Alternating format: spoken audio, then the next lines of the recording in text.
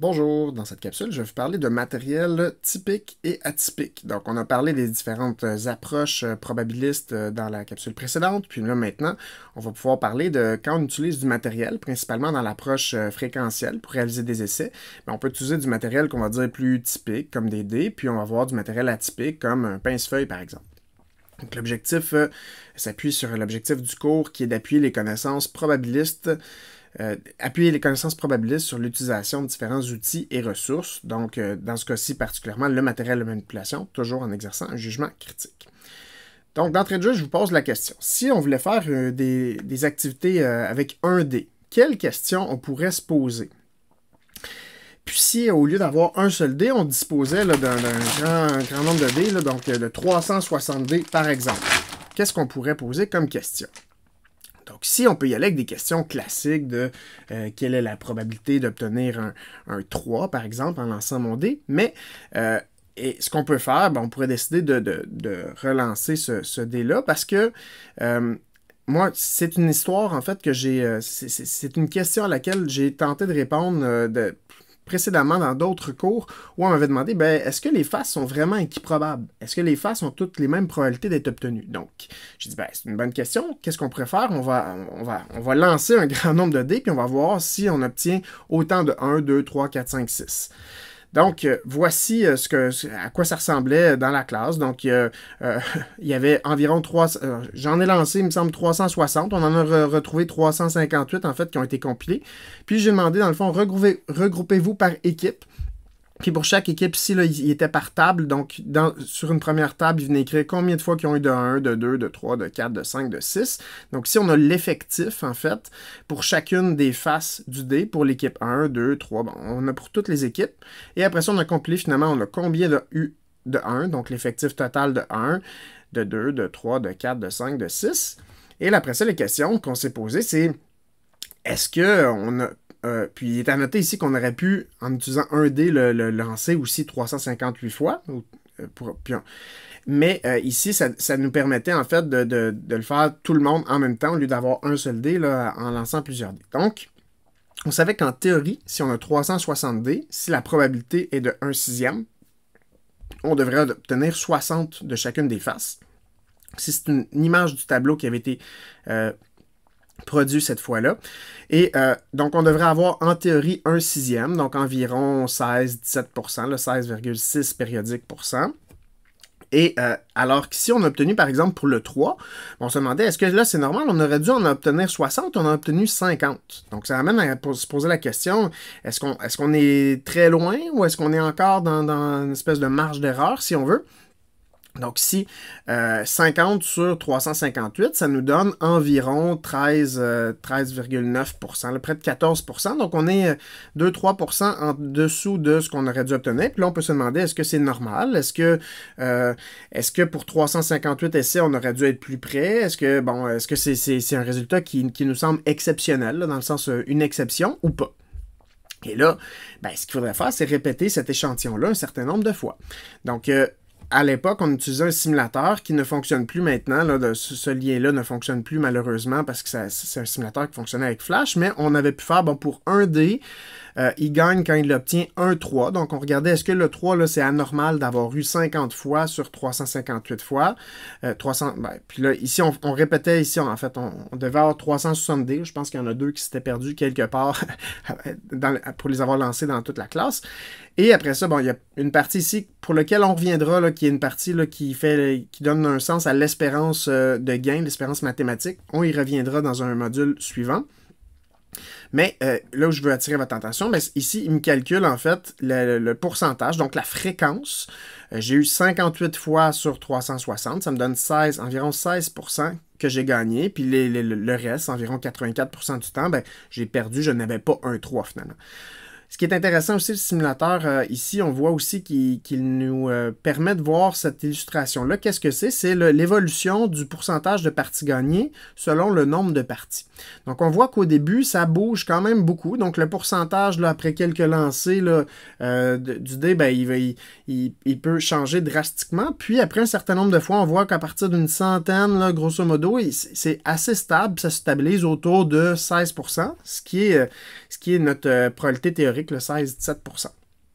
Donc, et là, on pouvait faire ici 360 fois, encore 360, 360, et on voyait qu'on obtenait toujours environ 16, mais ça pouvait arriver dans certains cas, peut-être un peu plus rares, qu'on obtenait quelque chose comme ce qu'on avait obtenu en classe, donc autour de 14%. Donc, il y a une petite, dans le fond, il y a une variabilité d'un échantillon à l'autre, mais ce qu'on peut voir, c'est que plus on fait d'essais, plus on avance dans le nombre de parties, moins ça va varier, donc plus on va se rapprocher de ce qu'on devrait avoir en théorie. C'est exactement ce que nous dit la loi des grands nombres, dans le fond. Donc, si on a une illustration de la loi des grands nombres, plus on fait d'essais, plus on peut être confiant que notre fréquence va se rapprocher de notre probabilité théorique. Donc maintenant, on peut utiliser des dés réguliers, on peut aussi, donc c'est du matériel plus typique, mais on peut utiliser des dés spéciaux. Donc il existe des dés déséquilibrés, des dés avec plus de faces, des dés avec des faces différentes. Au lieu que ça donne 1, 2, 3, 4, 5, 6, on peut retrouver autre chose. Donc qu'est-ce qu'on peut retrouver? On peut retrouver des nombres décimaux, des pourcentages, des fractions, des opérations, des montants d'argent. Donc en ayant dit ça, maintenant, si on veut rester dans les dés, mais qu'on veut utiliser des dés spéciaux, est-ce que vous pouvez me donner des exemples de situations qu'on pourrait proposer, des questions qu'on pourrait proposer à des élèves du secondaire? Donc ici, là, il est à noter qu'on pourrait justement, pour sortir du cas là, de dés classiques, ben, on pourrait demander, OK, on va lancer un dé avec de fractions, on va lancer un dé avec un nombre décimal, puis on va dire, on calcule la somme, et donc la somme de mes deux dés, ça fait travailler en même temps l'arithmétique, donc travailler l'addition d'un nombre décimal avec une fraction. Donc, la conversion aussi d'un à l'autre. Et là, après ça, ben, on pourrait demander quelle est la probabilité que le résultat de mon nombre décimal, la somme de mon nombre décimal et de ma fraction donne plus que 1, par exemple. Donc, on pourrait varier comme ça, puis ça amènerait à revoir, plutôt que la question classique, disons que la somme de 2D avec 2D réguliers, ben là, déjà, c'est pas un changement révolutionnaire, mais ça vient changer déjà la question qui commence à connaître pas mal. Ici, une illustration en fait de différents matériels. Donc ici, on a du matériel typique comme des cartes à jouer, des dés réguliers, la pièce de monnaie, des billes, tirage de billes. Mais on retrouve aussi des roulettes, aussi différents types de roulettes. Mais on retrouve justement, comme je disais, là, d'autres types de dés là, avec d'autres nombres de faces, des pourcentages, des montants d'argent, les opérations, puis les nombres décimaux. On a même ici, il existe des dés allant jusqu'à 100 faces, ou même, il y a les dés réguliers, mais ces dés-là sont un petit peu plus rares à trouver. Ils se rapprochent vraiment, en fait, d'une boule. Ils sont de plus en plus ronds, le plus on ajoute de faces. Donc, maintenant, si on passe, donc on a parlé surtout du matériel typique avec les dés, ça devient un peu moins typique, plus atypique avec des dés spéciaux. Mais on va voir en fait qu'il existe d'autres matériels atypiques. Donc, on va voir la situation de la bouteille probabiliste, puis des pince-feuilles.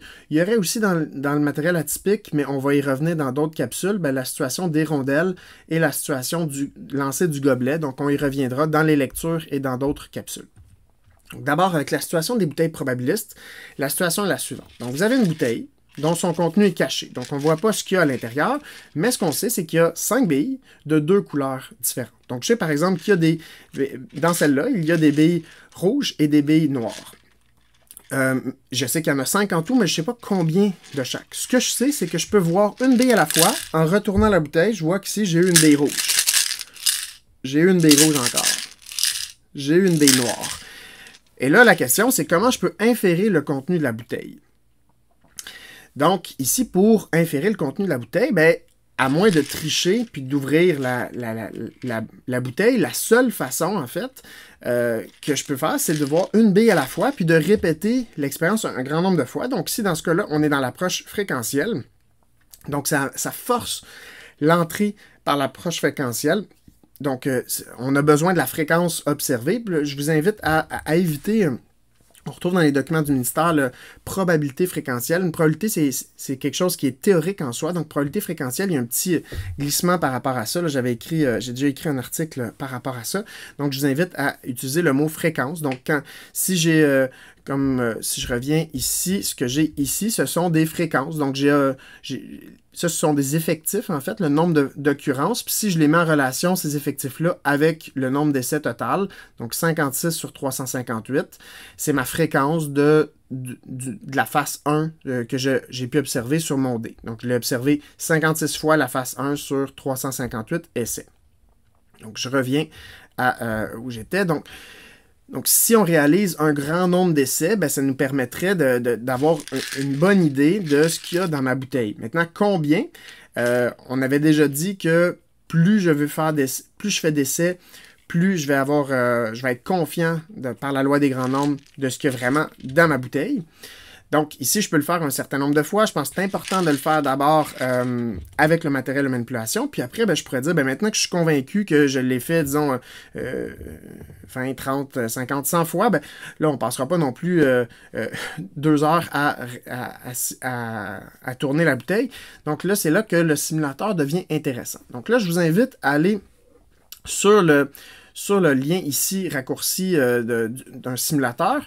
Et je vous invite à aller voir, dans le fond, dans la bouteille 1, il y a le choix de la bouteille 1, bouteille 2, il y a d'autres choix de bouteilles, mais d'abord, restreignez-vous aux bouteilles 1 et 2, puis essayez d'explorer pour trouver il y a combien de billes rouges dans la bouteille 1, puis combien dans la bouteille 2. Donc, on va aller voir ça ensemble. Donc, si on regarde la bouteille mystérieuse, on nous explique ici qu'il y a des billes rouges et des billes noires. Il y en a 5. On sait qu'il y en a 5 billes en tout dans les premières bouteilles. Donc, ici, il y a des choix de bouteilles. Donc, on va rester dans bouteille 1 et 2 pour l'instant. Mais on ne sait pas il y a combien de chaque couleur. Il y a 2 couleurs, rouge et noir. Il y a 5 billes, mais on ne sait pas de chacune. Les bouteilles 3 et 4, on ne sait même pas il y a combien de billes en tout. Donc, on va rester pour 1 et 2 pour l'instant. Donc, ce que je peux faire, c'est tirer ici. Et là, en descendant, je vais voir que j'ai obtenu ici une bille rouge. Et là, je continue. J'ai eu une bille noire. Une bille rouge. Donc, on voit que ça se compile automatiquement. Je peux y aller plus vite, comme ça, pour atteindre assez rapidement 10 essais. Je peux faire ici 10 essais, à coup de 10 essais pour me rendre assez facilement à une centaine d'essais. Puis, je peux même y aller à coup de 100 essais pour me rendre à 1000. Donc, ici, je vois qu'après 1000 essais, j'ai eu 816 fois des rouges et 184 fois des noirs. Je sais qu'il y a 5 billes de 2 couleurs différentes, donc je vais avoir, dans le fond, ma probabilité, je peux avoir une bille rouge, donc ça me donnerait 20%, une sur les 5, donc 20%. Je peux avoir 2 billes rouges à 40%, 3 billes rouges à 60%, 4 billes rouges à 80%. Donc si, avec les résultats que j'ai obtenus, j'ai eu 81,6%, c'est ma fréquence que j'ai observée, ben ça m'indique en fait que j'ai sûrement près de 80%, donc possiblement 4 billes rouges dans ma bouteille, 4 billes rouges et une bille noire. Si j'en suis pas convaincu, je peux ici remettre à 0 et refaire 1000 lancés. Vous voyez que c'est pas très long et c'est encore autour de 800 billes rouges, 200 billes noires. Donc, ça m'indique encore une fois environ 80%, 20%. Donc, 4 billes rouges, une bille noire. Je peux changer de la bouteille, faire le même principe pour la bouteille 2. Je vais aller rapidement et j'obtiens ici autour de 60% de billes rouges et autour de 40% de billes noires. Pas exactement, mais ça semble être ce qui est le plus près. Si je ne suis pas convaincu, ce que je peux faire, c'est refaire un échantillon de 1000 ou je peux même continuer puis me rendre ici plus rapidement, en fait, je pourrais même le faire. Allons-y, rendons-nous à 10 000, tant qu'à faire, c'est pas beaucoup plus long. Et là, rendu à 10 000 essais, on commence à avoir quelque chose qui est assez fiable. Et là, je vois que je suis assez près, là, pas mal près de 60%, 40%. Donc, ça m'indiquerait qu'il y aurait 3 billes rouges et 2 billes noires. Avec les bouteilles 3 et 4, je sais que j'ai des billes rouges et des billes noires, mais je ne sais pas, il y en a combien en tout. Donc, à ce moment-là, si je le fais 1000 fois, ben, il semble avoir autour de 500 billes rouges, 500 billes noires. Donc, il y a peut-être autant de billes rouges que de billes noires. Mais ici, la conclusion que je peux tirer, c'est seulement, il semble y avoir autant de billes rouges que de billes noires, mais je ne sais pas s'il y en a une de chaque, ou 2 de chaque, ou 10 de chaque. Donc, ici, je suis obligé de fonctionner en termes de rapport, donc ça vient un petit peu changer la situation. Même chose avec la bouteille 4, c'est le même principe. Et j'ai une nouvelle bouteille qui me demande ici combien de billes rouges je veux mettre. Donc je pourrais décider que moi, dans ma nouvelle bouteille, j'invente une bouteille où il y a 3 billes rouges et 97 billes noires. Donc 3% de billes rouges, 97% de billes noires. Et là, je peux y aller ici. Donc, ça me fait une espèce de bouteille extrême, ce qui serait plus difficile à faire dans une bouteille comme celle-là, d'avoir 100 billes dans ma bouteille. Ici, je ne suis pas contraint là, par ma bouteille virtuelle. Je peux vraiment mettre ce que je veux à l'intérieur. Et là, ce que je pourrais faire, c'est faire une situation différente, décider ce que je mets dans la bouteille, puis demander à un autre élève d'essayer de... Je lui dis, OK, il y a 100 billes en tout, essaie de me dire il y a combien de billes rouges. Donc, je viens vraiment changer, puis je ne suis pas restreint à seulement mes 4 choix de bouteilles qui sont ici. Donc, voilà pour cette situation-là. Donc, on voit qu'on peut jouer sur ce qu'on appelle les variables didactiques. Donc, les variables didactiques, si on est... par défaut, dans le fond, j'ai 5 billes de 2 couleurs différentes, mais je peux très bien dire que je vais avoir... changer en fait les paramètres de en prenant les bouteilles 3 et 4 ou en prenant une nouvelle bouteille. Donc, j'ai un peu changé et ça va me permettre de complexifier la situation. Donc, je vais changer le nombre de billes de chaque couleur. Je pourrais même ajouter une 3e couleur. Donc, je pourrais décider que moi, s'il n'y a pas 3 couleurs, il y a 10 billes de 3 couleurs différentes. Donc, je peux jouer comme ça sur les variables didactiques. L'autre situation dont je voulais vous parler, c'est la situation du lancer du pince-feuille. Donc, un pince-feuille comme ceci, on a la situation où dans une classe, un pince-feuille tombe sur le sol, s'arrête sur une table, donc il est caché du regard de toutes et tous. L'enseignante dit, si tu devines la position du pince-feuille sur le sol, tu vas être dispensé de devoir en mathématiques. Donc, la question, c'est quelle position il faut choisir. Donc, si... on pourrait demander de faire des essais. Donc, moi, d'habitude, j'ai mon sac de pince-feuilles. Donc, on peut en donner un par élève ou par équipe. On leur fait faire des essais. Puis après, dans le but d'en avoir plusieurs, on peut utiliser... J'ai pas de simulateur pour ça, mais j'ai un outil technologique qui est un tableur collaboratif que j'ai déjà préparé. Et là, je peux mettre comme ça ici.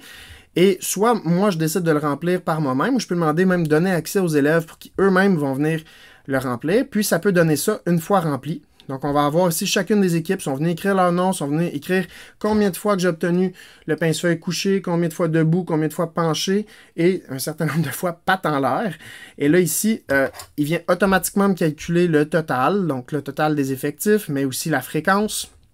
Il vient me calculer les sommes. Donc, si mon but, c'est justement pas amener les élèves, si je veux travailler sur l'arithmétique, travailler les pourcentages et tout ça, ben là, ça me sert pas beaucoup, puis je vais vouloir le faire un peu comme tantôt, on voyait l'image du tableau où je l'avais fait avec les élèves, on l'avait calculé. Mais ici, si le but, c'est pas ça, puis c'est vraiment de rentrer dans la situation probabiliste sans faire les calculs, le tableur, il calcule automatiquement. Donc ça peut être intéressant. Il y a aussi du matériel clé en main qui a été fait. Il a été fait plus pour le 3e cycle du primaire, mais ça serait tout à fait adapté aussi pour le 1er cycle du secondaire. Donc, un lien ici, si ça vous intéresse, pour accéder au matériel clé en main qui a déjà été fait. Il y a Polypad aussi qui est du matériel virtuel. Donc, je vais vous demander dans une prochaine activité d'aller explorer. Donc, il y a une section qui est probabilité et données. Je vais vous demander d'aller réaliser des essais avec des dés, pièces de monnaie, roulettes, nombres aléatoires. Donc, on peut utiliser différents types de matériel virtuel. Il y a des cartes à jouer, des dés avec plusieurs faces. Il y a même des dés spéciaux, des dés non transitifs. Il y a des tutoriels qui existent, donc j'ai mis un lien ici, c'est des brefs tutoriels, sont en anglais, mais sont très faciles à suivre, parce qu'on fait juste, c'est des vidéos sans mots où on voit, ça nous fait juste montrer en fait quelles sont les options de ce qu'on peut faire avec ce matériel virtuel-là. On peut créer un compte pour ajouter des idées dans notre library, sinon on peut explorer librement. On peut même créer un simulateur de dés assez rapide à construire. Puis, il y a les sections, oui, il y a probabilité donnée, mais il y a d'autres sections aussi, géométrie, nombres, fractions, algèbre, puis il y a des jeux et applications si vous voulez aller explorer autre chose. On peut même, je vous ai parlé un peu de Desmos, c'est possible d'intégrer Matigon. Donc, ça, Polypad, en fait, c'est une partie de Matigon, le site Matigon. Donc, on peut intégrer justement l'outil Polypad ou Matigon dans Desmos. Donc, on y reviendra. Donc, je voulais vous donner quelques indications, puis je vous invite à poursuivre votre exploration dans Polypad. Qu'est-ce que vous retenez de cette capsule? Ben, on a pu faire ressortir des possibilités d'utilisation de matériel de manipulation, à la fois typique et atypique, là, pour varier les situations. On a expérimenté puis analysé des situations qui ont recours à du matériel atypique, avec la situation des bouteilles puis la situation du pince-feuille. On a souligné l'importance de réaliser un grand nombre d'essais dans des conditions similaires pour que les fréquences observées permettent d'inférer avec confiance la probabilité théorique. Puis, on a fait ressortir l'importance du matériel de manipulation, qui peut être aussi virtuel au besoin. C'est bien de faire manipuler les élèves, mais des fois, au besoin, on peut utiliser du matériel virtuel comme Polypad. Puis, ça peut être complété aussi par un simulateur ou un autre outil technologique de compilation des essais, comme j'ai fait avec le tableur collaboratif. Donc voilà, c'est tout pour moi.